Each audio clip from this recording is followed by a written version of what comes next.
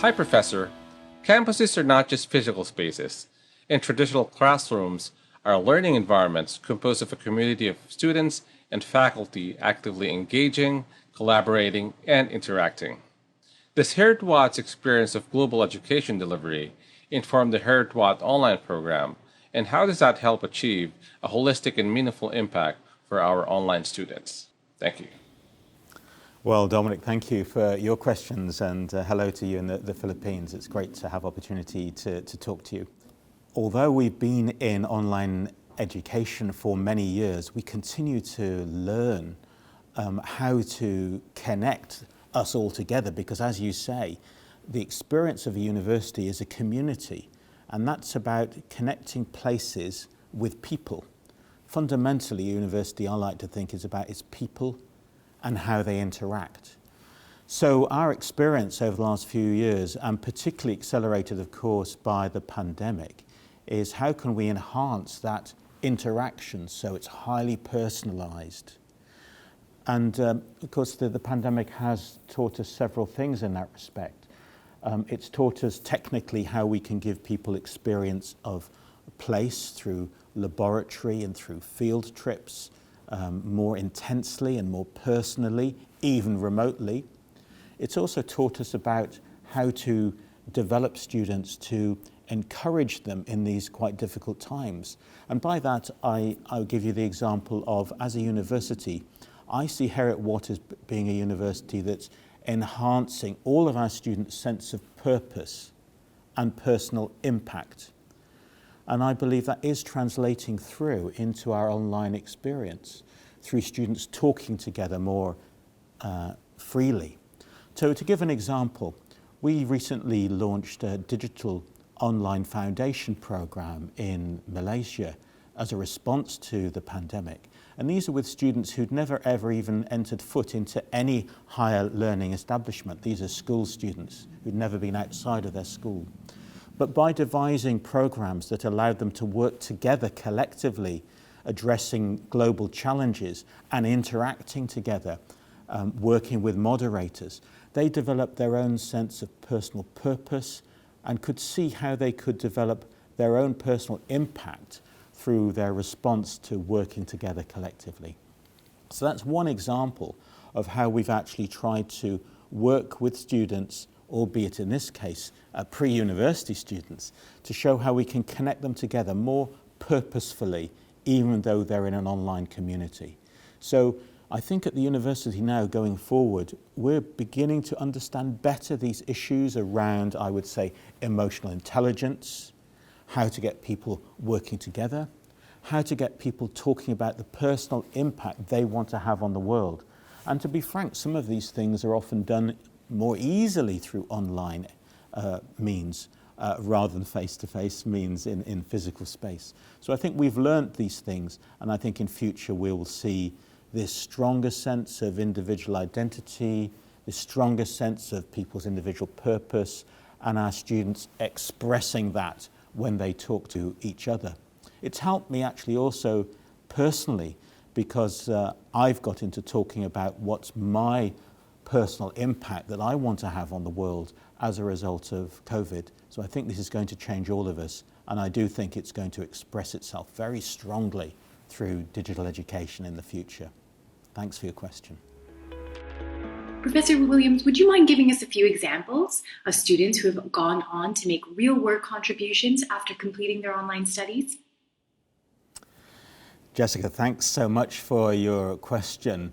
I have the privilege at graduation ceremonies often meeting hundreds of students who've been doing our online work, who have the opportunity to come and receive their degree person to person. Of course, it's not obligatory, but it's a great pleasure because I get to actually see students and hear about their progression through their studies. And there are some incredible stories of people who've completed our degrees, and of course they're able to advance personally as a result of that in their job upgrades and also of course in their salary upgrades. But we have, because of the nature of online education over many, many years, some incredible graduates and some examples. And not all of them have I met, but some of I have met. So some notable graduates who've really gone on to use the skills they've acquired from their degree at Heriot-Watt have been actually Hassan Ali Karir, who is the former Prime Minister of Somalia, and incredible story to his life, how he learnt when he was in another nation as a refugee and then came back to Somalia and became Prime Minister. So incredible story. A current story for us in the UK is Professor Chris Whitty, who is the UK's Chief Medical Officer and been very much leading the response to the COVID pandemic. And he undertook his MBA here with us at Heriot-Watt remotely, and of course busy using his incredible skills as a doctor and as a leader. Another name that has come off my list here is Justin Ayabare, who is in fact now the senior economist in the Ugandan Ministry of Finance. Again, one of our many African graduates who was able to study from home and to develop his skills and to use them to very purposefully in the development of Nigeria. And then another example I have here is a very famous historian, Dr. Deepeep Tripathi. So here a selection really of some personal lives that have been transformed through flexible study, and then people going on to deploy those skills to advance their own career, but also significantly to advance the nations in which they're working. So I hope that's a helpful inspiration. And you can read about some of our graduates on the website actually, and I hope that you'll have a chance to do that. Hi Professor Williams, and saludos desde Santiago de Chile. My name is Neil Young. I'm originally from Fife in Scotland, so thank you for the opportunity to put to you a couple of questions. Firstly, I'd like to ask if you could elaborate a little on Heriot-Watt's evolution from a local to a global and now to an online provider of education. Secondly, if I may, Heriot-Watt has a long history of removing barriers for its students to access quality education. I myself can testify as an undergrad at Heriot-Watt the pathways and support that exists to attain a quality on-campus degree. Can I ask you to elaborate a little on how you see Heriot-Watt Online continuing in this tradition to increase access to a quality education for those that would study at degree level but perhaps have a number of barriers, be it logistical, financial or otherwise, preventing them to access that education? So Neil, thank you so much for your question, and you're right. Heriot-Watt was really one of the very first adopters of online education. Nearly 30 years ago, actually, our online program started with the Edinburgh Business School, and at that time we were absolutely frontier, and we're intending to stay frontier, particularly this year as we're looking back 200 years since our heritage. And you know, a lot of our heritage comes through into our whole online ethos, because 200 years ago we started out, of course, as a small Edinburgh School of Arts with the intention of wanting to help people acquire knowledge and to translate it to benefit society and their personal well-being. And we were connecting with industry 200 years ago.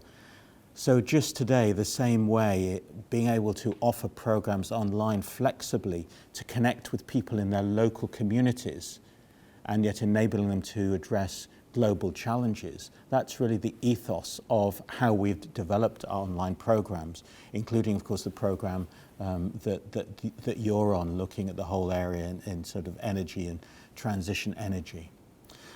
So as we go forward, this is going to be a really important part of our ambition as a university, the ambition to give access to people to education, the ambition to give people knowledge so that they can take their knowledge from a global basis and deploy it locally to benefit their local community.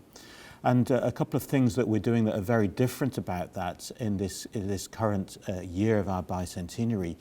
We're actually running through a bicentenary appeal, which we're calling the 1821 appeal, developing funds so that we can give people who haven't had access to the university before even greater access. So, for example, locally here in Edinburgh, we've been working with a group called Upskilling Scotland, to develop programs to allow people who are in work to upskill.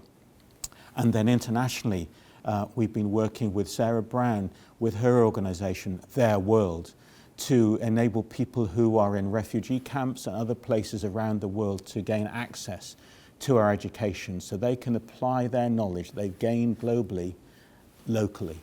So I'm really looking forward to seeing how we can do even better and to be even more frontier in the future. And very much welcome your suggestions, and indeed the suggestions of anybody who's listening to this as to how we might do that better.